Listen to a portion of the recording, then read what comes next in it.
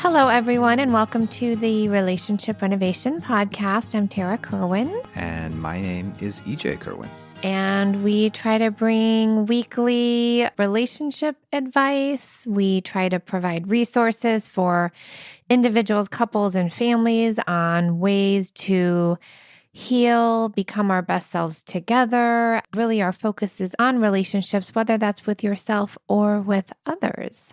Absolutely. And we have a couple of programs out there that you could check out. We have one program is Relationship Renovation at Home. It's on our website. You can check it out. It's a video series, online lessons, things you download, do with your partner. It's just a great way to connect more deeply with your partner from your own home. And then also, Tarah and Jesse put together a great program called Relationship Ready, which is for those of you out there who maybe aren't in a relationship yet, or if you know somebody who's just trying to get themselves into that healthy mind space where, you know, they can connect with a person and understand their past relationships and kind of go in with intentionality into the dating scene. And you had a really good time doing that, right? T? Yeah. It's like 10 lessons. And, you know, we tried to make it very individual, exploring themselves, recognizing patterns that typically, you know, show up in relationships and in different relationships, and people start to get frustrated, like what's going on. So it's really a lot of individual work in order to attract that person that could be yours forever. Yeah. So yeah, check those out. Those are on our website, relationshiprenovation.com. Well, today's topic we're going to take on is called Intimacy Across the Spectrum. And we did a couple of episodes a couple of months ago called High Frisky, Low Frisky. Each one was sort of exploring the challenges around when you and your partner have a different, sex drive, a different libido. And in that, we talked a lot about like intimacy, really specifically in the realm of sex. And this is really opening up to this idea that intimacy is not just sex, right, Tarah? Yes. Yeah. When you think of that, when a couple comes in and they're like, we need to talk about intimacy, what is it that you want to get across to them? I mean, I think the first thing I try to get across is that, like, again, intimacy is on the spectrum, and it's physical and it's emotional.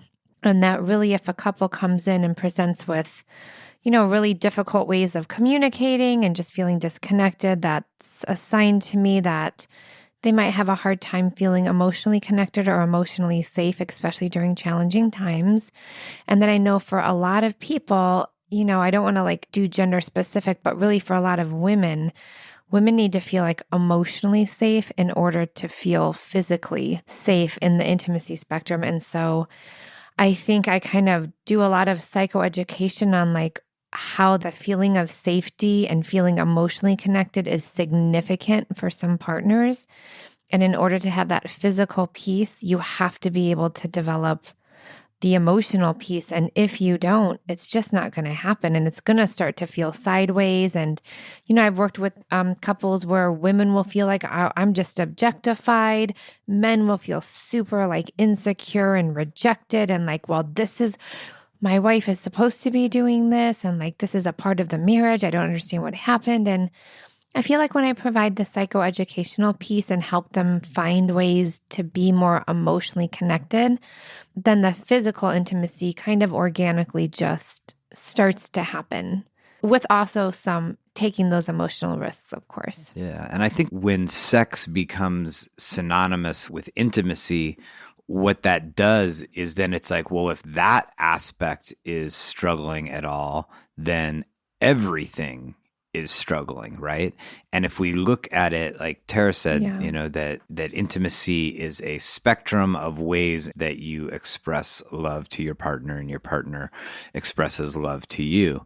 And if you make sure that, hey, there's a lot of different ways, and the kind of example or the phrase we often say is like, everything from kind words, the most just like being kind, being appreciative, recognizing strengths of your partner, just the most simple of positive affirmations is an intimate expression, and then, there's all these gradations after that of like, a cute note, like with Tara left me a cute Mm, note by the coffee machine today. And, that was just like really nice to see. And it was just like, oh, like she took a second to really think about me and to express the fact that she loves me. It was like very nice.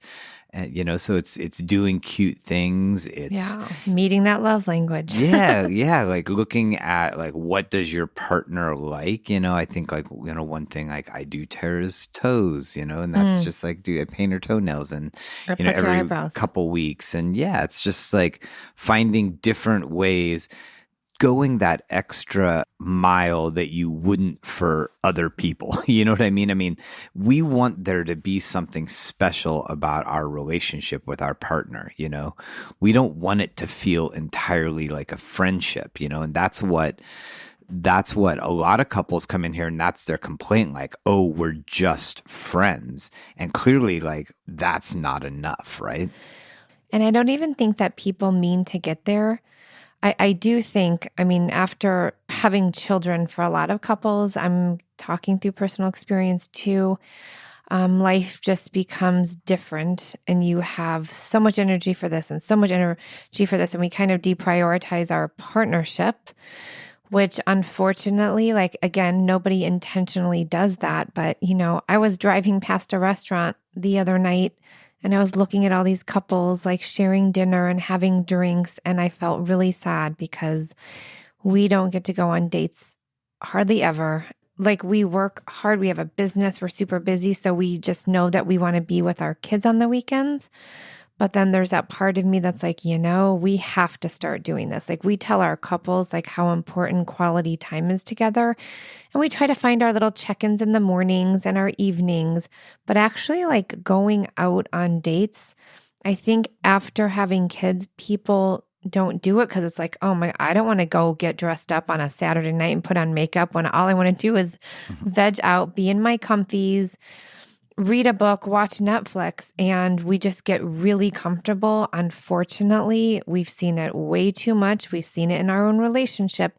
It starts to chip away, and that's where it will start to look more like friendship, roommates, partners, parents, but lovers. And it's a different kind of feeling then. I was listening. So a couple months ago, we had on our show Dr. Stan Tatkin, Mm-hmm. and I was listening to him the other day, and he was talking about that when couples have kids, they basically sort of have to divide and conquer in order to just get through those first few years, that they just like, they divide tasks up quickly, Yep.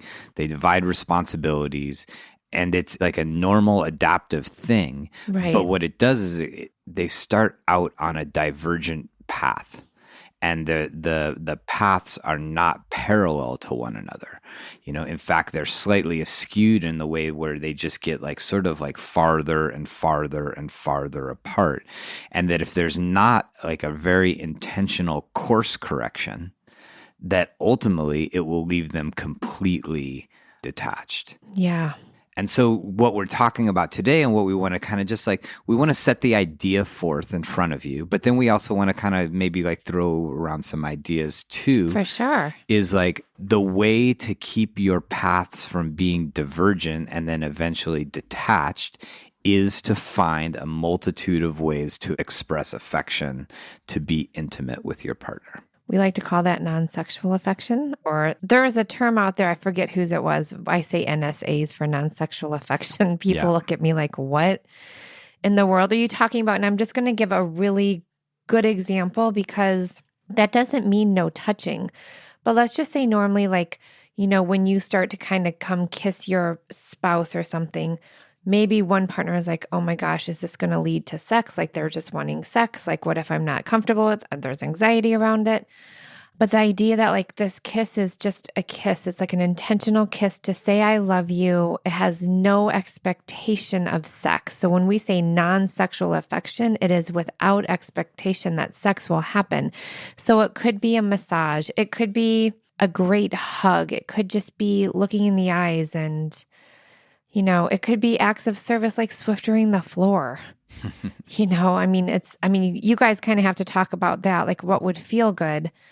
But it is the idea of this is affection towards my partner and there's no expectation of sex, because what that does is it helps, the other partner realize like, oh, they want to be connected to me emotionally. It's not just about sex for them, which again, some couples really struggle with that. And it might not feel even organic at first for some people, especially if someone has a pretty high libido. Like they're just like, oh, but I kiss her or I kiss them and I just want to like, get my frisky on. It's like, okay, great, but it's not working. That's not building the emotional safety. Like every time you touch your person and you're getting attracted to them, like that makes them feel like that's the only thing you want. And so if you're able to kind of create this balance around, again, kind words, appreciation, adoration, which is like one of my favorites, like I adore you. I adore these things that you do. I love seeing you when you're like this. Curiosity, little hugs and kisses without any expectation, massages, plucking of the eyebrows, pedicure with toes. It just builds safety, emotional connection, which then helps the physical piece of intimacy, sex, foreplay, whatever that is, to feel lighter, to feel more playful, which is what it's intended to do, right? Sex is like playful and fun and adventurous. And I think so many people start to feel a lot of tension around it and it becomes something that it's not supposed to. And there's also a lot of people in relationships, like sex will become a weapon. Like, well, I'm not going to give you sex because you haven't done this for me, or I'm just going to get my needs met elsewhere because you're being really cold and rigid. And it's just really, really toxic. You guys have to be able to talk about it, have some kind of understanding of what it means to really have this full spectrum of intimacy, and then talk about the ways, which is going to fill your bucket, I guess. That's like a really great kids book. Have I filled your bucket today? Yeah. And for me, EJ, like right now in our life, our daily check-ins, those little notes by the coffee machine, and our spending time in the evening, like that's enough right now. Like I know that that's enough and it feels really good. As you were speaking a few moments ago, the thing that was jumping out to me was when you kind of went through all these different ways that a couple could express affection to one another. The image that came up to me is like that we need to create a foundation of affection with one another. Right? Like that there needs to be like multiple ways in which we're expressing affection, because even though like, we have like the love languages and all that. And I think like one of the problems with that whole concept is like, oh, well, you're physical touch and I'm act of service. And then it feels like a tunnel, it's like, oh, like there's only one way that I can, and I just don't see it that way. Like certainly like I love when you make that physical connection with me, but there's a variety of different things that you do that make me feel special, that make me feel loved. And so I think it's like, I want to, one, make it a priority that I figure out like, hey, what are like the 4 or 5 different like little subcategories that I'm going to express my love to Tarah with, is through words, through cute notes, through time, through service, and then making it a real, like we said, like a systems, making a system around it. And I think like if you're listening to this and you're connecting with like, hey, me and my partner need to express more affection to one another. We need to cultivate intimacy in a broader way with one another. I think it starts with like sitting down and having a conversation. And I'll role model it right now. It's like, Tarah, like what are a few of the things that when somebody, or if I do them, that they make you feel like loved, they make you feel sort of, good inside? Okay, so I know like when I have a family member that expresses that they're proud of me for like the hard work I've been doing, that makes me feel really good. I know when I'm at the gym and the trainers are like, Tara, oh my God, like you're so amazing at being so consistent, like praising, that feels really good. From you, I think it's you get my water bottle ready in the morning. You put my little coffee cup out. You usually write me a cute little note. I love that about you. And then there are times where you just give me a compliment in the morning. Like this morning when I walked in, you're like, oh, you look so cute today. Yeah. You did. Your little yellow shirt is And then I super pretty. see you also vacuuming Yeah. this morning after the kids. I've made that a part of my new morning routine. And I was And I like, make oh, sure I do it when you're I around. was like, he's vacuuming. That's weird. That's like new. It's new, right? I know it is because we got this new vacuum that's It's cordless super easy. and you can just. Yeah. So I was like, oh, he's doing that either because he really likes this new vacuum. And so I checked in. I'm like, why are you vacuuming?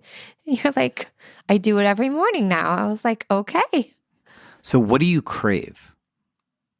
What What are the I things crave? that like you think that you're like that there's a little bit maybe of a hole, like where you're like, gosh, like I would like more of this. I would love if we had a date night once a month that I didn't have to plan, that I didn't have to organize.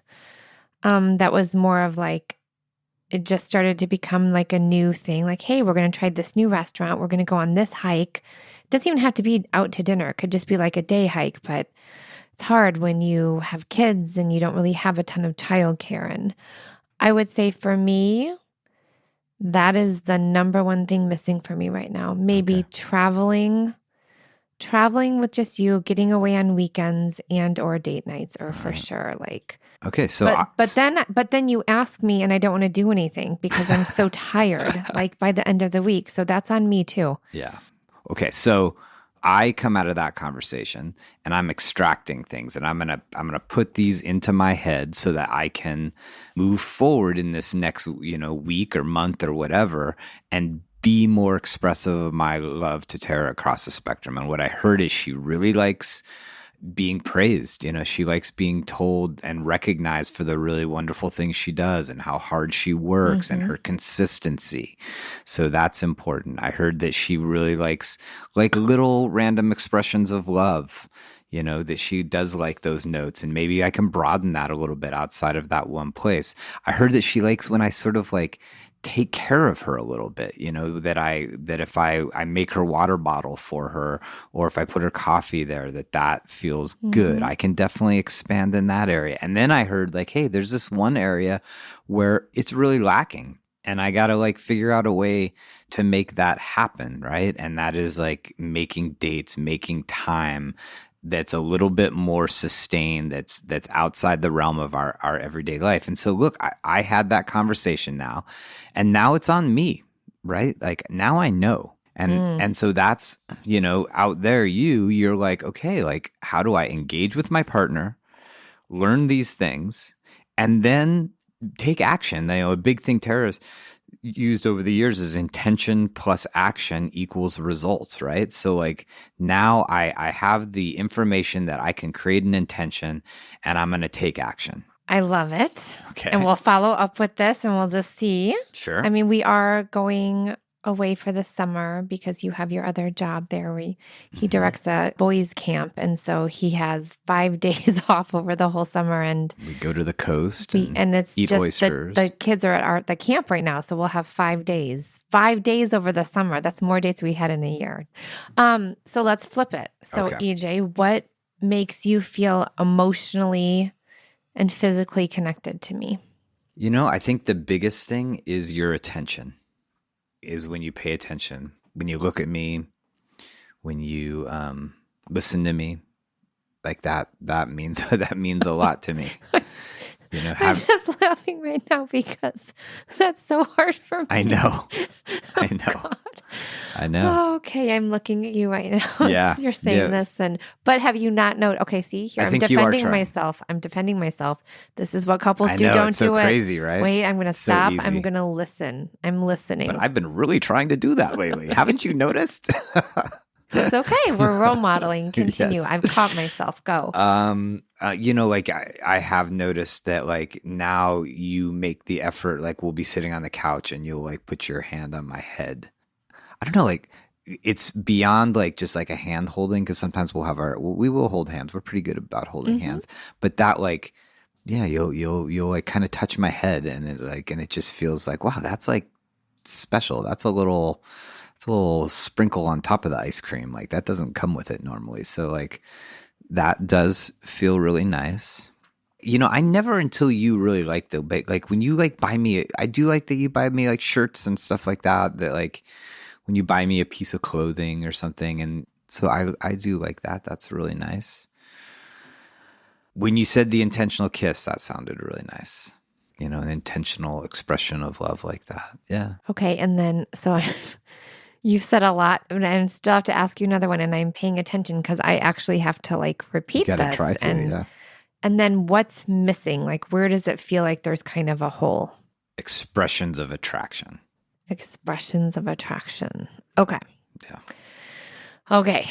Here we go, folks. All right. I have my grade book out. So I hear that what makes you feel good is when I pay attention and I listen and I give you eye contact. Yes. And I'm present.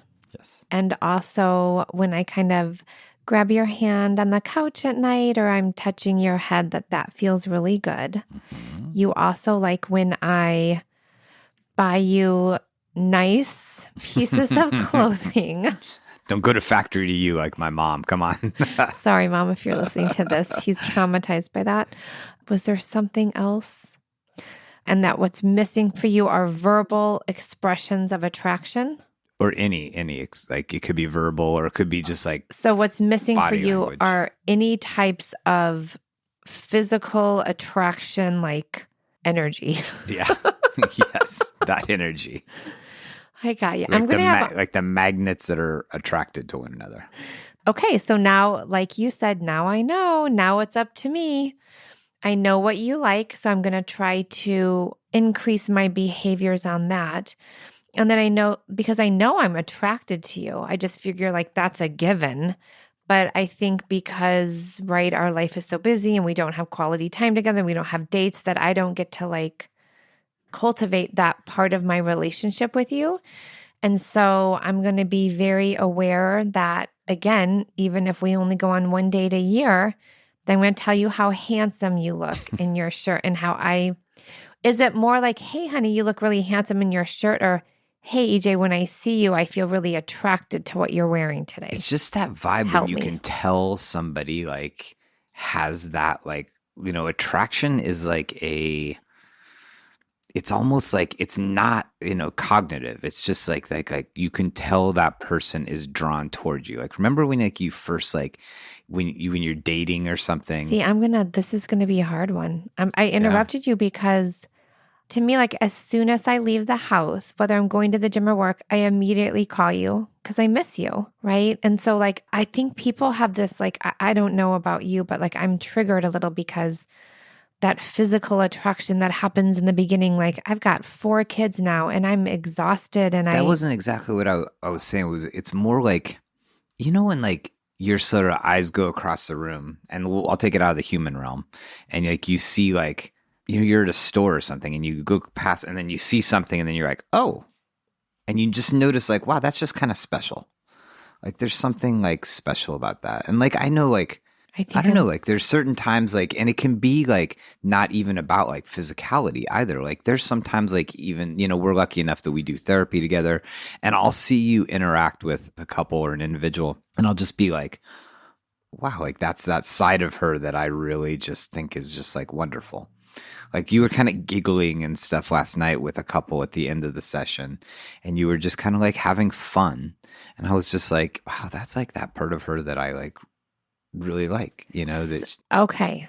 So it's not just like a sexual thing. It's so just basically when I'm having any feelings or thoughts of attraction towards you, you would like me to like verbalize them out loud. Yeah. I mean, so this is like a whole other like thing. Like, because I always think that about you. Like, I'm like, oh, like I love how he just said that and the way he creates space in that shirt he's wearing. And I just I like respect you so much as a maybe parent. That's part of it, is that like maybe we take for granted that our partner knows that we feel that way about them. And it's like, wow, like how do you continue to let your partner know that you think that they're really special and you're with them because like you want to be with them, like because they're different than anybody else. Yeah. Like I think we do, like, we lose that ability to express that or to feel that. Well, as Dr. Stan Tatkin would say, we automate. So. Yeah, absolutely. So to wrap it up here, Whew, sorry, yeah, guys. we went down the hole. I get it. I'm going to definitely be more verbal of when I have those feelings of attraction towards you. As you can see, like we had this conversation, and like many conversations, it's a little bit difficult. You know, it started off sort of light, and then it got complex because we're both sort of figuring it out. And I think that that's what you want to cultivate with your partner around this spectrum of intimacy is a great conversation about like what are all the ways in which we want to express affection towards one another, and then like how do we go about doing it, and what are we confused about, and what feels, you know, like I feel even though that got a little like I could tell we were kind of like brushing up against each other there at the end, but it's like, but that's also like I loved that conversation because I got a little more clear about some things that I can do that make you feel loved. And you really paid attention, even though it was triggering there at the end, you were really paying attention. And I could tell you were battling with your trigger of like trying to stay present and listen to me, but also having your emotional reaction. And that's just a part of like having a relationship, right? It's how we get to understand each other better. Yeah. Yeah. Look at that. We just did a little repair attempt there. We connected back up. Yes, we did. It's all good. All right. Well, hopefully this was helpful. I mean, we always want to hear feedback or comments, or if you relate. And you guys probably know better than us. At times when you hear us, we're just like in our own zone, and it's harder for us to be objective because we're in it. Well, I mean, I think that that's what's amazing here is like, I love doing this because I know we're helping couples, and sitting here talking to you about this. And when we really dropped in and we started having this like kind of difficult conversation, that's like, I mean, God, it's real. It is. It's real, and it's good for us. Yeah. It's good for me. I hope it's good for you. Absolutely. Was it good for you? You want a cigarette? Yeah. All right. So thank you for listening. And as always, take care of yourself. Take care of each other. All right. Bye-bye. Bye. Me and you just singing on the train. Me and you listening to the rain. Me and you, we are the same. Me and you have all the fame we need. Indeed, you and me are we.